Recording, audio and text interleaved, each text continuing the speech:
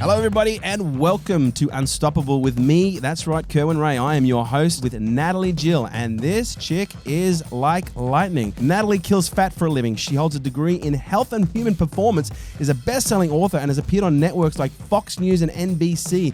And in this episode, I'm going to sit down with Natalie, and we're going to talk how you can use the online space to transform your passion into a successful business. So for those of you who want to learn how to commercialize your passion, for those of you who want to learn how to make a greater success out of your business, listen up. Let's get hot and let's get heavy. So it is our great pleasure and honor to have Natalie Jill. Thank you for having me. Thank you so much for coming. Now, you really are, you're a mover and a shaker. You've done some incredible stuff on social media, but I hope you don't mind me saying this. You're someone who's come in and you've crushed it on social media for your business, but you've done it within a demographic, an age demographic where people are saying, well, shit, I'm not sure this Instagram thing is for me. I'm not sure this Facebook thing is for me. Before we jump into that and find out more about your success in social media, for anyone who's perhaps been sleeping under a rock for the last 5 years, tell us a little bit about Natalie Jill. What's your story? Gosh, it's so funny because you probably get asked this 1,000 times, right? It's great. I'm just like everybody else. The only difference is that when I decide something, I have conviction about it and I just go for it and I don't let anybody's opinion or beliefs I've been told stop me. I call them self-imposed stops. So I just kind of bust through things. So people are always so fascinated by my age and that I reach that demographic and whatnot. But because you don't mind talking about age. Yeah, not at all. Yeah, you're 47, is that right? I'll be 47 this summer, yes. Fantastic. I'm 43, so I'm in the 40s club. Got it. And when I started all this, everyone would say, you're too old, it's too late. And I refuse to listen to it. I just keep going. And I really am just like everybody else. And I really pride myself and I teach about busting through what I call self-imposed stops. Yeah, so it's all that stuff, like you just said, age, too old, or nobody's on social media, or it's too late, or I'm injured, or whatever. It's because as soon as we believe that, we start to find more evidence of that. Yeah. But you've broken through not only through mediums that are considered to be, not accessible to our demographic, but you've also broken into an industry which is dominated by these millennials in bikinis and board shorts that are crushing it. So it's kind of like a double-edged sword. So what's your story from the beginning? How did you end up being this fitness icon that we see today? And it's so funny when I hear fitness icon because I'm just like everybody else. I was in corporate America. I was in sales. I was a mom. I was a normal... Dental implants, right? Dental implants. Yeah, I was a sales director for a dental implant company. And but I was always passionate about fitness and nutrition. Okay. And then what happened was one of those turning points in your life where stuff happens to you and you can look at it as, okay, my life's over, this happened to me, or you can use it as this fuel of this is happening for me and what am I gonna take from here? So when I was in my mid-30s, towards later 30s, I found myself in a situation where I looked like I had this perfect life. I had this great corporate job, the husband, the 2 dogs, I was pregnant, everything looked just perfect. And it wasn't. The housing market in the United States had crashed big time. The financial market had crashed. I was going through a divorce and I was pregnant. Wow. And I had gained a lot of weight. I had eaten myself out of being sad and being depressed and I gained a lot of weight. So I had all this stuff going wrong in my life. And I remember specifically this one day walking pregnant with my 2 dogs in this nice neighborhood thinking, oh my gosh, anyone that saw me right now, they would think I have this perfect life. And what they don't know is that I'm really lonely and hurting inside and I don't know what I'm gonna do with my life. Because I knew I didn't have any money. I had run through money. I knew I was about to lose my house. I knew that my best friend, my husband, and I were splitting up. I knew I was gonna be a new single mom and I was overweight. And I just remember thinking, I'm so alone and I'm so sad and I don't even know what to do. Just really that really sad rock bottom place.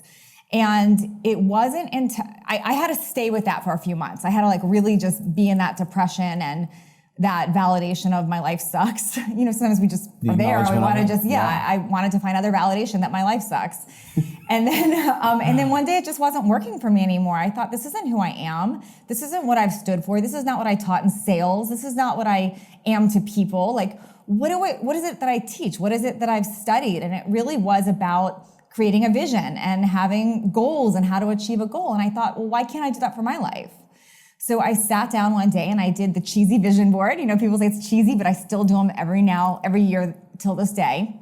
I started cutting out through magazines pictures of how I wanted to feel and what I wanted to be. And it sort of surprised me that I put a lot of fitness stuff on there because I was overweight and older now. And I thought, well, but that's what I wanted it to look like. That's what it felt inside like I wanted to look like. So I put all this stuff on a vision board. And I remember I thought, if I just could look at this every day and start pretending like I'm the person in that vision board and take actions that that person would take, that it's gotta work. It's gotta work. If I look at this and can feel that way and take those actions, how will it not work? And so you were consciously, actively looking at your vision board every day? Yes, every day I stuck it in my kitchen, and every day I would just stare at it. And I remember I wasn't doing anything in fitness, and I had these ripped girls on there, and I had happy couples and a beach, and I put this golf course view and a puppy. I just put all this happy stuff. And I just would stare at it and think, okay, I'm not that now, but I'm gonna pretend like I am by looking at it. Like, what's the difference of looking at yourself in the mirror and making that a reality, or looking at something else and making it a reality and starting to act as if you're that? So I just decided, and it's not woo-woo, it's not I'm just gonna look at it and it just happens. I took action towards it. I'm looking at it and I thought, okay, I see this. What would a person that's fit do? Well, they would research how to eat healthy. Well, they would work out. They would move their body. So you didn't have a history in sports or anything up until this point? Nothing. Right. So how old are you? Like now I'm well, at this time I'm in my mid-30s, right. to late 30s. This was going on then. And I'm now 40, I'm gonna be 47 this summer. So but I had always worked out, but I didn't have any knowledge of it. So I on my own went and studied getting my personal training, became a licensed master sports nutritionist for my own knowledge, never intending to help others with it. Right. Did it for my own knowledge. At the time, Facebook was just starting out. I had my 100 friends from high school on there. I didn't have a big following. And I thought, okay, I don't have any friends here because I just moved to California. I'm lonely and I'm doing this healthy eating and working out for myself. I need to be accountable to somebody. So I started posting it on Facebook. And I was the original, this is what I'm eating poster. Like here's my broccoli and chicken, here's my fish. And I just started posting it. And I was super authentic because I didn't care what anyone thought, or I was doing it for my own accountability. And I would say, I'm gonna post my meals every day. Now I knew I had to. And I knew I'd put Doritos that I'd get called out on it because I'm saying I'm eating healthy. So I started posting it, and what happened was amazing. People were interested in it and they loved following the authenticity behind it. So I started getting a little bit of a following. They wanted to know, what is she eating? What is she doing? And next I would start sharing what I was doing for my workouts, and people were interested, and I was being vulnerable. I was just connecting with people. I was being real. I wasn't trying to market or sell anything, but people started asking. They started seeing my transformation and they said, well, how are you eating that way? What are you doing? And so I remember one day somebody said, why don't you make a recipe book? And I said, I don't know how to make a recipe book. And they said, make an ebook. And I remember Googling ebook. What does that mean? I didn't know what it meant, an electronic book. So I had one of those old BlackBerry phones, not even an iPhone, and I had all my ugly food pictures, and I sat down one weekend and I put them all in a Word document from my BlackBerry phone, and I turned it into a PDF file, and I made an ebook for $10. And I posted on Facebook and said, I put a recipe book together, an ebook. For those of you who asked, it's $10. And I put a little PayPal link, and people bought it. I couldn't believe it. Wow. They bought it. And not only did they buy it, they liked it. And they started asking more questions. Hey, how do you put this into a diet? How would you put this in a diet? So I took another weekend and I wrote what is now my 7-Day Jumpstart, but I wrote it in a weekend. This is a best-selling book in stores now, but I wrote it in a weekend, 7-Day Jumpstart. I just said everything I just told you, but then also how I did it with the nutrition. And I put it out there for $35, I remember, and people bought it. And I really was never in it trying to make money. It was more just, okay, I'm gonna cover my costs. This is gonna help a little. But people bought it, they loved it. They would lose weight, and they would send me a message on Facebook and say, hey, your 7-Day Jumpstart's amazing. I lost weight, I feel great, my energy's back. Thank you for creating this. And I would say, that's incredible. Can I share this? It might be motivating for other people. And they, yes, of course. So I'd share it and I'd say, oh my gosh, you guys, look at Sarah. She lost 5 pounds. She did it. You can do it too. Who's next? And it started spreading like wildfire. I mean, it took off. This one ebook created millions of dollars in revenue and helped so many people. I couldn't believe it. Over what period did it start to take off and really start to... That first year started really taking off, and then it just exploded. I had a really strong 2 years of this product just blowing up. I couldn't even believe it. And I remember people would say to me, oh, you know, everybody has an ebook, or why is this special? And it really taught me that sometimes what you don't know is better. Like, I'm glad I didn't know there was a million ebooks or that there's a million diets out there. I just taught what I had a solution for. And I was speaking to others that were in my situation, others that didn't have extra money to go afford fancy gyms and diets. I was speaking to the woman who had given up, who was a mom, who really wanted it simple, was tired of the information overload and the gimmicks. And I just spoke to them and I taught it. And it was really serving others, and I was listening to them and connecting, and it worked. It worked.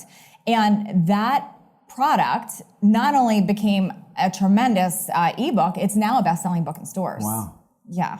And so what's happened with the commercialization? Because this is, I guess you're like the accidental entrepreneur. Yeah, I am an accidental entrepreneur. But I get a sense there's an enormous body of experience that got you to, even though you were a corporate Miss America, sounds like you had a background in sales. Yes, I'm a salesperson. So, and to me, sales and marketing are very different. A salesperson, it gets a bad rap. A salesperson is a solution finder that knows how to present solutions. That's really what a salesperson is. They solve problems and present solutions. A marketing person is someone who comes up with a message and just tries to get it out there to the masses, trickery to, you know, I'm gonna get all these people and then someone's gonna come in. I'm a terrible marketer. I fail at that. I've tried. I suck at it. That's not my strength. Your Facebook account would say otherwise. But that's that's connecting and sharing and being real. That's a new form of marketing. That's a new media. Yes, but they are different. So yes, my spidey senses go up and I say, okay, someone needs help, let me help them.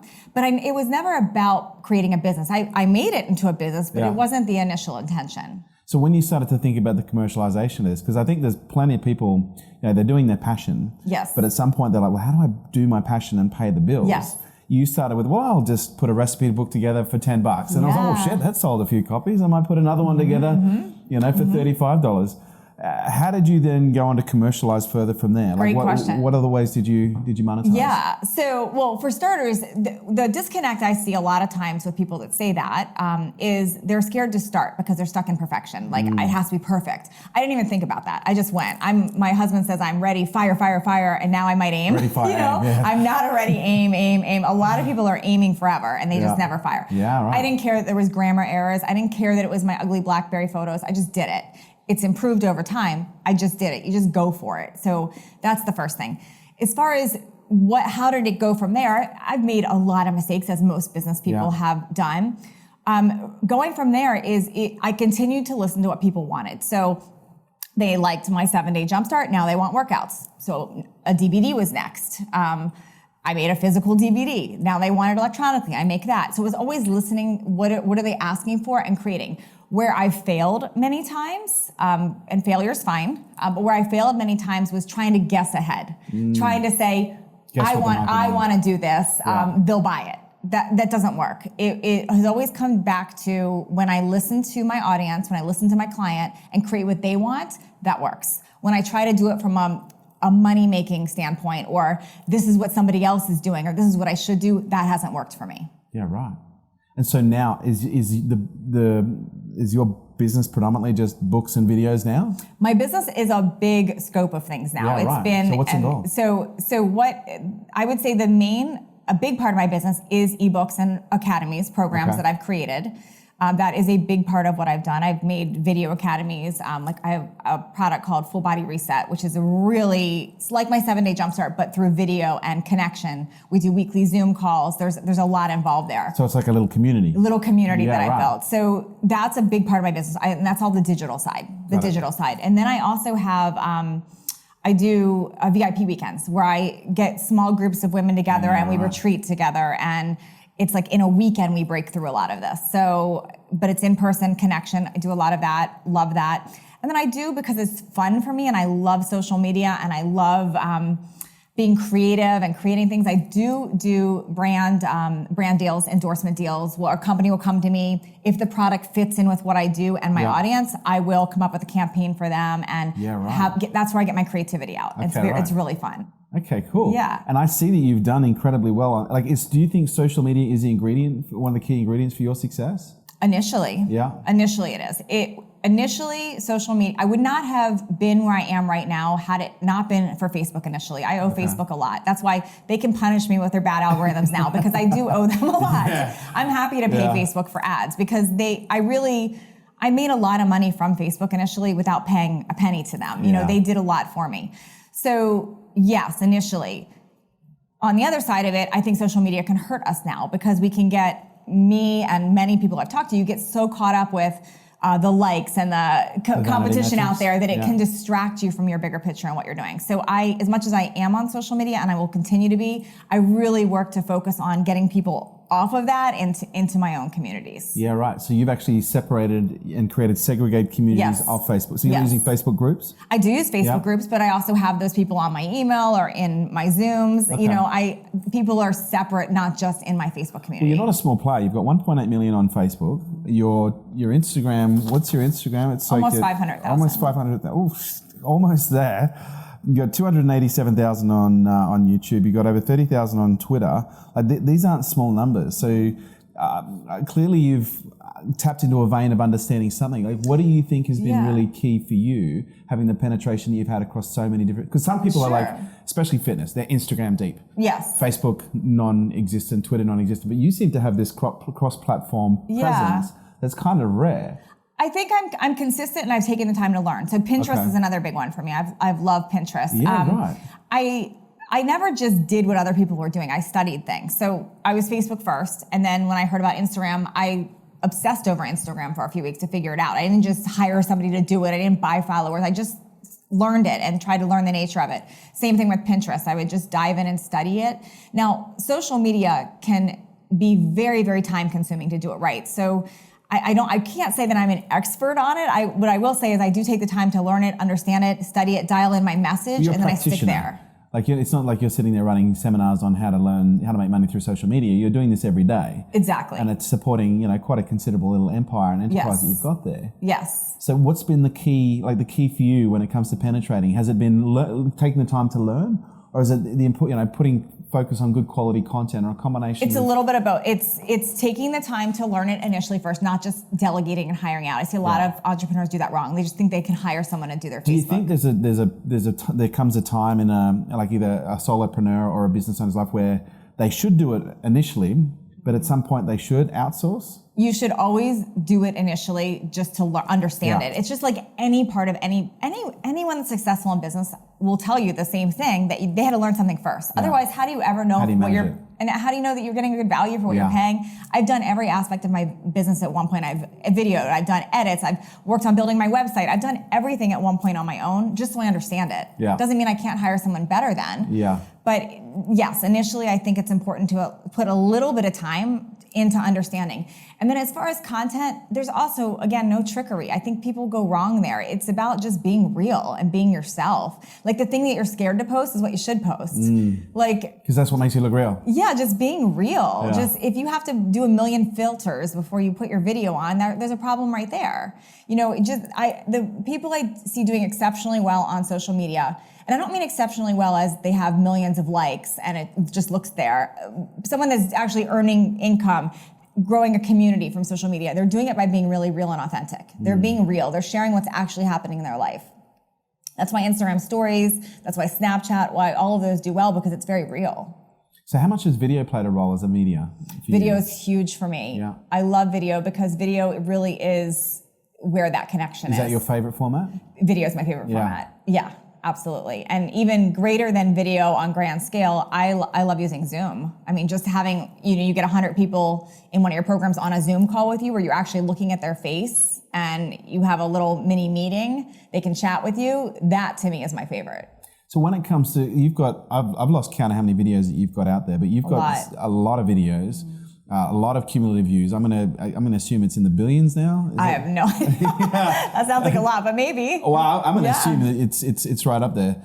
But I'm curious to know from you, because anyone who's listening to this, they're not going to be hearing this for the first time, like the importance of being real, yes. the importance of being genuine and authentic. But how do you construct content in a way which is real, genuine, authentic that people actually want to listen to? Because sometimes, you see people doing the Facebook Live. Yeah. And they're like, oh, babe, you're actually doing more damage to your brand. You're being real, you're being authentic, you're being genuine. But what we're seeing isn't really going to, it's not going to create that impact that you're looking for commercially or even for your brand. It's getting grounded with who you're trying to attract, first of all. Like, if you're just going on there trying to please everyone, that's never going to work. So, like, I'm very clear who I'm talking to all the time. So who do you talk to? When you make a video, who do you talk to? Yeah, so if it's in fitness, nutrition, weight loss, mindset, if it's in that space, I am always talking to that female that's like age 35 to 60, that's overweight, that has given up on themselves, but needs a kick in the butt. That's who I'm talking to. I'm very clear about that. I'm not talking to men. Doesn't mean a man can't find my stuff and buy my programs. Yeah. That's not who I'm talking to. I'm not talking to the 18-year-old. I'm not talking to the 25-year-old perfect person. I'm not talking to the personal trainer that has no audience, that is bitter about it, that I'm having views. I'm talking to the woman that is hurting right now because they're overweight, they're down, they've lost their way, and they need a kick in the butt. That's what I'm talking to. I'm very clear. Is it conscious? Is it a conscious mindset when you go in to do a video? Yeah, I ground myself. Like, okay, what am I going on here to do? And what am I adding value? Am I going to teach something that has value? Although I very much ad lib, I always have bullets or some kind of track.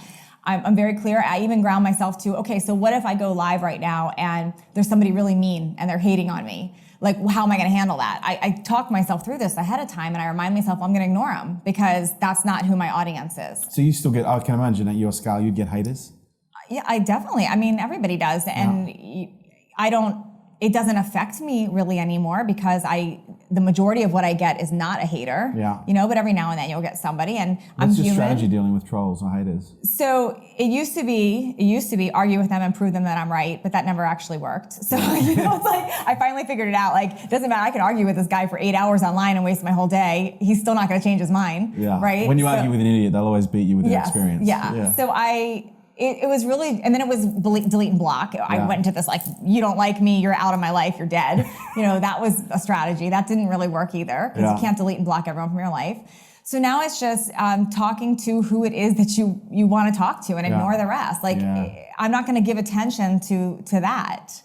And a lot of times my audience comes and stands up for me. I mean, I even do this in my programs. My Full Body Reset all has private groups.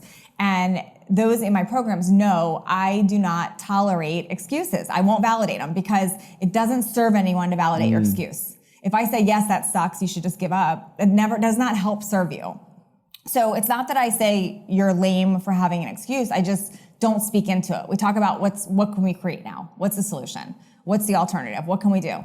So every now and then I'll have somebody, writing in my group, like, everybody's saying how it works, everything's great, they're having tremendous results. I'll get that one person that says, this doesn't work, nothing works for me, I should have known, going on this negative tangent, and I never respond, but my audience always will. Always do. They will always talk and say, go back, watch the state videos, have a mindset shift. I won't even speak to them. I'm gonna reward and talk to the people doing the work and trying and that care. Yeah, nice. And I know when I do a video on Facebook Live or wherever, I'm adding value. I'm not doing it for my health. I'm going to add value, so I'll ground myself. What's my intention? Who am I talking to? And then I just deliver to them. Yeah, right. Okay, so you're very on point. Yes. And then it's also about listening to feedback in some ways. Like, if you've been going on video every day for a year and nobody is interested in your stuff, you got to look at that too. Yeah. Like, maybe I'm better at writing, So just being open to feedback and what's coming back. Did you suck at first when it came to video? Who doesn't suck at video at first? Oh, I haven't met anyone. And again, that's what one of the things that I like to do in one of my programs is I show my very first video. It was a 3-minute video that took 8 hours to film, and it was blended together from 3 different takes.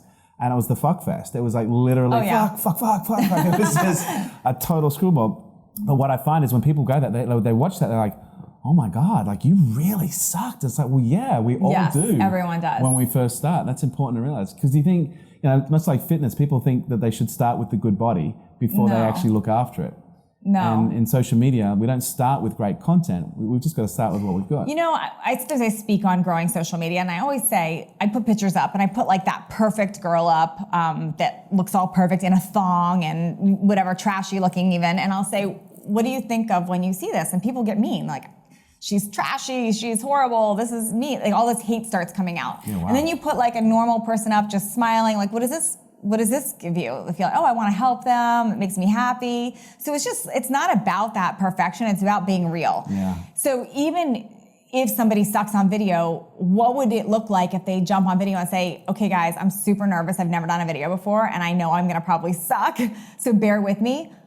Instantly, when you do that, what happens? I mean, people are compassionate. They're like, you're doing great. This is good. You can do it. So it's just about being real and being vulnerable. So a lot of people are saying Facebook, like the run for Facebook is over. You know, if you haven't established yourself on Facebook as of 2018, it's going to be increasingly difficult to do that from here. Do you subscribe to that? Well, it depends on what your goals are. I mean, I have 1.8 million people on Facebook. All 1.8 are not my customers. I mean, how many customers and fans do you actually really need to get your message out there? So not necessarily. I know you could start social media, and if your message reaches 100 solid people, that's still a way to launch a business or get your message out there. So I think that's another self-imposed stop to say, I'm not going to go there. You know, there's a lot of ways to get your message out there. Why does it hurt to add it to Facebook? Who cares? So if someone was listening to this and they're like wanting to go, you know what? Okay, I've been meaning to do Facebook. You know, I'm over 40, I'm over 50, whatever it is. I'm in business, and I think it's a young man's sport, young girl's sport, but I'm going to give Facebook a crack. What would be the best 3 pieces of advice or 5 pieces of advice, or just, okay, here's what to do. If you wanted to penetrate Facebook now as a brand, as a business, regardless of whether you're a fitness trainer or a dog walker, like what would be some advice you'd give somebody? Yeah, it would be the same thing I would give for every social media platform. The first thing is figure out, first and foremost, figure out what problem it is that you have a solution to. Yeah, like, right. What is that first? Like, what is your message out there? Like it doesn't matter if it's something you feel has been overdone. What's your message? Like, what are you solving? And get really clear on that. And then don't just limit yourself to Facebook. Do it a lot of places. And I teach something called content value over time when it comes to social media and using connector platforms. Content value over time means you put something out there and it's going to grow and get better. How do you do that? So when you look at YouTube, for instance, you put a video on YouTube, my best videos that have 10 million views, they've been out for years. They're not new. They get better over time, right? When you put something on Facebook, Twitter, Instagram, they're there for a minute. And then they pretty much die unless you run an ad to it or unless they're getting shared. So how can you take that content and link it to a connector platform so that it grows? So I use Pinterest a lot for that. You can put a video on Facebook.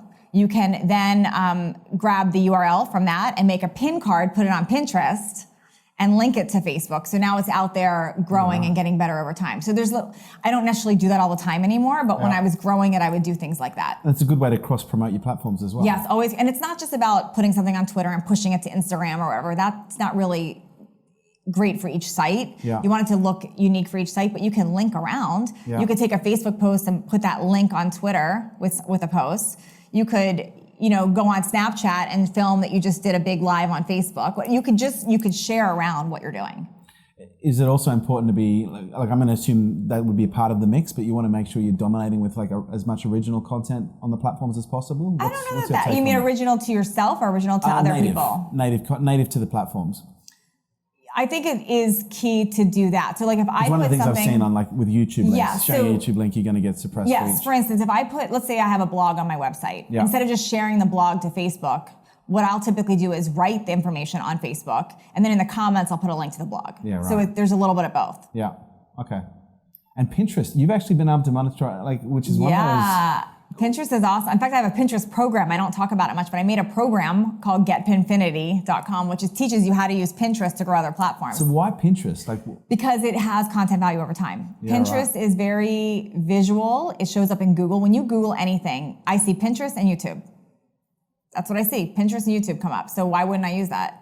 Why not? And if everyone else thinks you shouldn't use Pinterest, that's what I should be using. Yeah, right. Who do you follow on social media? Oh my gosh, it varies. I follow people that are clients or friends. That's usually there. And then I follow people that make me happy when I see their stuff in the feed. So you won't see me following anyone that makes me feel bad about myself, for instance. I don't follow a lot of fitness people because I don't mean just bad like my body or whatever, but bad as in if I find myself in this comparison game of, oh, why is she's doing all this, I should be doing that, does not serve me or my audience well, because now I'm distracted from what I actually am creating because I think I need to be doing this other thing. and I get lost focusing on that. So unless I'm actually friends with them, I'm probably not following just a random fitness person. And then I follow people that lift me up, that's motivational to me. So like I'll always follow Oprah because I want to see what's happening on her feed, or it's anyone that makes me feel enlightened, empowered. That's what I want to follow. And I always tell people that are going through their own personal development changes, like unfollow people that don't make you feel good about yourself. Because if you feel jealous, hate, distracted when you look at social media, then you're using it like junk TV. Make it something that's going to empower you. What we put in, what we get out, right? Yes. Absolutely. So you mentioned earlier when the start of this conversation how you're focusing now more on communities.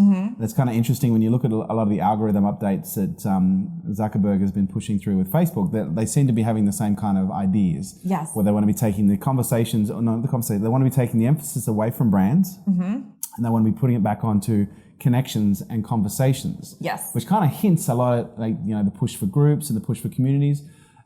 Is this a part of the strategy that you've started to execute in the last couple of years? It wasn't because of anything I read or someone told me. It was really because of my own, just what you saw. My own journey on not feeling fulfilled. I don't know if you can relate to this, but sometimes and I've heard this happen with entrepreneurs, you'll get almost too big, you have all these followers and you just feel empty. It's like, what are all these people following me for? I don't even feel like I have a connection. And it got to the point where I didn't even want to be out in public seeing people, because at one point, people would recognize me from online, and I felt like everyone always wanted me to be on, and I just never felt real. It was like, okay, they're waiting for me to do a handstand or something. Dance monkey. Right, I just felt it started feeling shallow. Like, I don't really know what this is. So I went on my own journey with personal development and learning more about emotional intelligence. And what I saw for myself was that almost the bigger I was getting online, the more lonely I was getting. And I started to feel that I didn't have any real connections, that everything was for something. Like, anyone I was meeting, it was for me to be on their thing or to help them, or there was no real connection. And I started showing up in my results on my weight loss, my clients, in my programs. I thought the more I pull myself away from connecting with them, the results aren't as great. So I started looking at how can I go deeper with people and get better results. And I really made it a focus. So I started building groups around my programs. I started using Zoom. I love Zoom because it is like live video conferencing. And I started just really making it a point to connect with people deeper. And that has been the tool that turned my business back around, that helped grow, that helped create raving fans, that allowed me to create a higher price point even. I wasn't even looking at it like that initially, but I can't connect personally with that many people without raising prices, right? So it allowed me to bring that up. Okay, and so it allowed you to bring premium level services in as well. Yeah, so for instance, now I do a VIP weekend, which is for my top clients that come in. They spend a lot for the weekend, but they get a lot out of it, and I put so much into them. Where, someone could buy one of my programs for $30, but you pay $6,000 to spend a weekend with me. It's a whole different level. Have you noticed also, like, one of the things that I find fascinating within communities is the stronger the communities, the more self-supportive that they become. Absolutely. Because one of the things that I see a lot of things, a belief that holds a lot of entrepreneurs back is, well, how do I scale this? I'm just one person.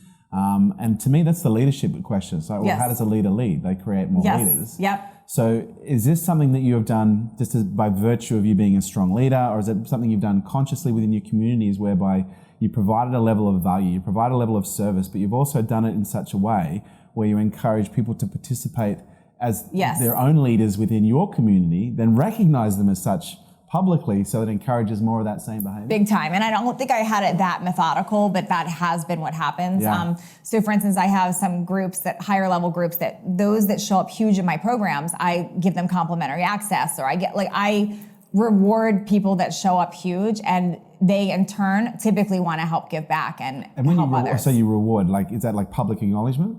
It's a little of everything. Yeah. So for instance, people that do my full body reset, when they have success with it, they're invited to join my elite program. And my elite program is invite only. They pay for it, but it's an elite program where they continue to have calls with me every week as a group, and we go over bigger life goals. So not just fitness and nutrition.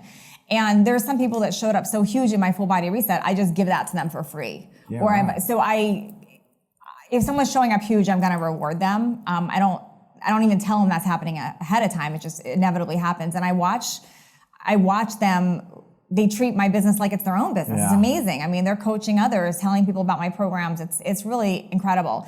And it's so much more rewarding than how I used to do things. Like that connection, that going deep and working with others to bring up their leadership, it's so much more rewarding. It is, isn't it? Yes. And it makes us better ourselves. Like For the more, sure. The closer the proximity with others that we have, the more For work sure. that we have to do.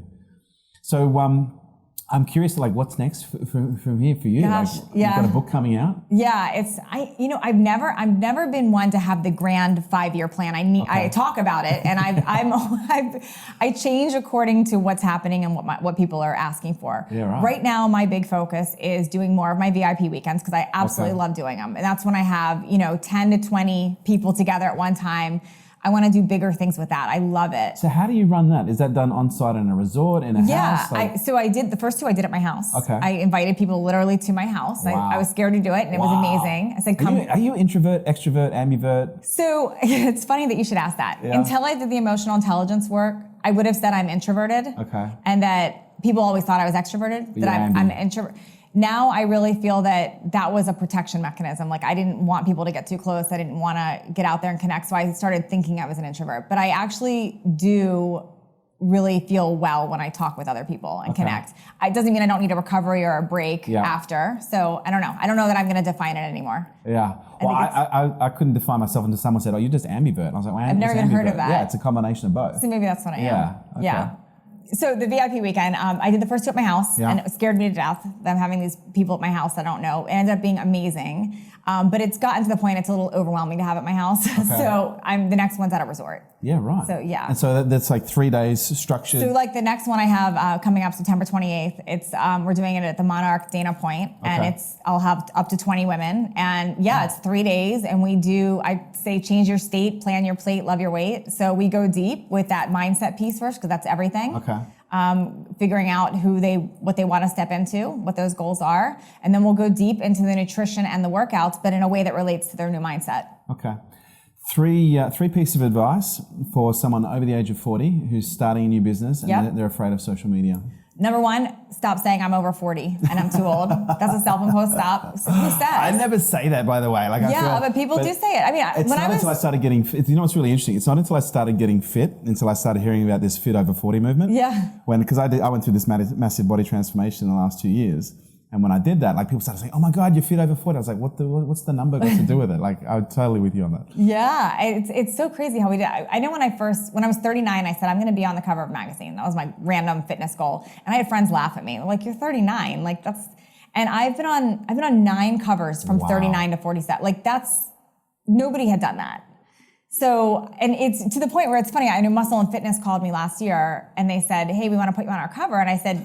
I'm thinking, oh, they must think I'm 30, I'm like, you do know I'm 46, right? They're like, yeah, that's why we want you. I'm like, darn it. Wow. It happened with prevention. Just recently they called me, they wanted me to be the face of their new DVD. And I was like, you do know I'm 46, right? They're like, yeah, that's why we want you. So I do it too. It's that self-imposed stop. So the first thing is stop saying it. Like, why can't you be the one to define what that looks like? It's not too late. It is if you say it's too late.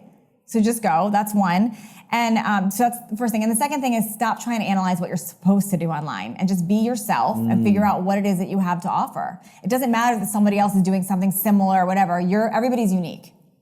You know how many people do fitness and nutrition programs? Like 1 million people do them. I'm not. But what's amazing is there's still people breaking through every day in fitness. That's right. Every day. Right. I was told that no one would do pay for mentorship or VIP with fit. I'm like, why not? Like, I don't listen to that. I just do it. Okay. Best piece of business advice you've ever received? To embrace failure. What does failure mean to you? So failure is very real, and I don't know anybody super successful that hasn't had multiple failures. Failure means that you had an expectation that wasn't met, really, and it can destroy you or it can empower you. And I've had multiple failures, but the lesson on the other side of it is always amazing and propels you forward. So do you have a conscious relationship with failure, like the way that you deal with it when it shows up in your life? Yes, and I deal with it a lot. And I mean, the biggest story I had was, I've had lots of them, but when I did my first book on Process Your Diet, 7-Day Jumpstart, my whole motive for the book was ego. It was like, oh, I'm gonna have my book in Barnes and Noble, I'm gonna hit New York Times bestseller. Like I don't not hit goals. Like this is what's happening. And I would tell my publisher and my agent, like I'm hitting New York Times. I told everybody, every podcast on, oh, I'm gonna hit New York Times. Like it was just putting it out there. But it was all ego. It was really all ego. And that week, the book was launched. I sold more books than anybody that week. I sold more books than I remember Gwyneth Paltrow that week, and she was on New York Times. And I remember my agent calling me and saying, you didn't hit New York Times. And I was just dumbfounded. Like, what do you mean I didn't hit New York Times? And it crushed me. And I went into this depression for a week. I had just finished this massive book that was USA Today bestseller. It was in stores everywhere. I had countless reviews. It was #1 on Amazon. And I went into a depression because it hadn't hit New York Times. Like, what was wrong with me? Yeah, right. And I felt like a failure. I mean, I really felt like a failure. And my life's over. And why am I even in fitness? And what am I doing? And who do I think I am to write a book? And I was letting it define me as a failure. And I remember being super depressed about it, and I called my good friend Lewis Howes. I called him, and he had hit New York Times, and he said, "Gosh, Natalie, you know what? This has happened to others too." Like he was kind of validating my excuse. Yeah, it sucks, and then my husband came up to me and he said, "I know you're super depressed about this and you don't want to talk about it, but let me just show you something." And he showed me on Amazon. I had over 500 reviews of people whose lives I had changed, and it hit me like, what the heck? Like, what was I doing this for? Was I doing it to help people, or was I doing it for ego? And what's that about? And I shifted my whole perspective. And it changed how I looked at my business and what I was doing and what was rewarding. And this new book I have coming out, I don't care at all about New York Times. I don't care. I'm trying to reach more people so I can help them now. Yeah, right. So that's an example. So most failures, it's all how you look at it. And, I've had financial failures. I've had all kinds of things happen. It's all what you take from it. It's almost like failure is this critical key ingredient in making and baking the most incredible cake that most people are too afraid to put into the mix. Yeah, I love that. I'll tell you another quick story that this last year, my business was, because I had broken away from connecting. I told you I built my business connecting with people and being authentic, and I had gotten almost too big for it. Like, I'm not going to connect. No one can get to me. And I went into this marketing spiral. Like, I have to market more. If I hire the right person, if I spend them more money, if I do this. And I spent a ton of money on marketing people. I got the best in the business. Like, I'm going to have all these amazing marketing people. I'm going to spend all this money, and that's what's going to work. And it was an epic fail, like epic fail. I put all this money into this marketing material. I launched a product that way and didn't even come close to covering even a quarter of the cost I'd spent on it. Yeah, wow. And I went, same thing, feeling like a failure. Who do I think I am? But what it taught me was, when I actually connect with people and do things, I turn it around. And I remember I went on Zoom and I offered something on the whim that I wanted to help people with. And I recapped like half that money in 5 minutes, just by connecting and being real. And it was a big lesson again. Like, here I'm thinking I have to do all this stuff. I could have taken it as a failure, or what did I learn from it? When I pull back and don't connect, it doesn't work. I go and connect and it turns it around. Yeah. So it's all how we look at those failures. I think you've ended this really well, because I wanted to move into what I call final thoughts, which is like, well, what's the final thought you'd like to leave people with? And I've got a theme that's underlying here, but I'd like to know your final thought. Sure. Yeah. My final thought. Oh my gosh, I have so many thoughts. What's my final thought? 20,000 a day apparently, but that's okay. My final thought is that mindset's everything. Yeah. Really, it's changing your state, and I'm a student of that also. I don't have it perfected. Yeah. I know when I'm in a downward spiral, that's usually what's going on. When I coach others, that's what's going on. When anything's not working for anybody, that's what's going on. It's changing that state, and it's so important to look at that versus all these outside variables. It's what's in our heads and how are we looking at things. My final thought from this conversation is, I think you really highlighted the power of connection, and that's something that I think people coming into social media now need to be really focused on. Yes. Like, it's the power. It's not the vanity metrics. It's that connection. It's that relationship. Absolutely. And the stronger our communities that we construct to engage in that, the stronger the relationship. And if you're scared of connection, get help and learn it, because that's something else. A lot of strong people are scared of connection. They're scared of it, and it's to bust through that. Yeah, cool. So where can we find out more about you? Oh my gosh, NatalieJillFitness.com or Natalie Jill Fit on social. And you've got a book coming out? Yes, I've got my second book coming out. It's called Aging in Reverse. Aging in Reverse. Yes. I love the sound. And it'll be out. It will be out in May, so quite some time. Okay. And you're across Twitter, Facebook, Instagram, everywhere. And even YouTube and Pinterest, which is remarkable. Yes, I'm Natalie Jill Fit everywhere except YouTube is Natalie Jill Fitness. Okay. Natalie, it has been an absolute pleasure to have you in here. I really look forward to catching up and chatting again. Yes, awesome. Thank you. Thank you for coming in. Thank you. There you have it, guys. Thanks for tuning in to Unstoppable with me, your host, Kerwin Ray. And do me a favor, don't forget to drop me a review on iTunes. Would love to hear what you think. I love reading what you guys have to say. And your reviews make sure we keep creating killer content just like this. If you want to stay up to date with me and all my movements, please jump onto the website, kerwinray.com. And also check us out on social media at Kerwin Ray.